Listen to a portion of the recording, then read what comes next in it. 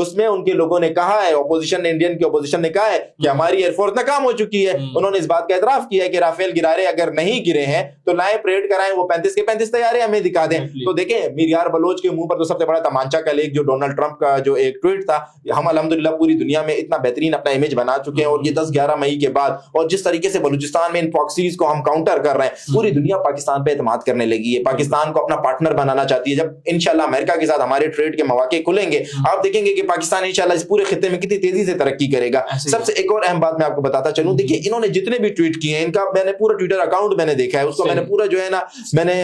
Research کیا ہے, اس کے اوپر ایک بھی ٹویٹ ان کا حقائق پر مبنی نہیں ہے. سارے ٹویٹ جو ہیں وہ افسانے ہیں, کہانیاں ہیں, وہ لوگوں کا مائنڈ برین واش کرنے کے لیے بنایا گیا ہے. مجھے لگتا ہے کہ اے آئی سے ان کو جو چیزیں دی جاتی ہیں وہ اے آئی جنریٹڈ چیزیں ہوتی ہیں. تو میر یار بلوچ کو ہمیں سیریس لینے کی کوئی ضرورت نہیں ہے, اور جو اگر یہ کہتا ہے کہ بلوچستان کو آزاد کریں گے, آپ آئیں ایک دفعہ بلوچستان تو آئیں, بلوچستان آ کر بتائیں بابر یوسف زئی صاحب, حضور بخش صاحب, میں بلوچستان آ گیا ہوں, فلاں علاقے میں موجود ہوں, پھر میں مانوں گا کہ آپ ریئل ہیں, آپ جینین ہیں. اس سے پہلے آپ فیک ہیں, آپ اسرائیلی لابی ہیں, آپ اسرائیل سے آپریٹ ہو رہے ہیں.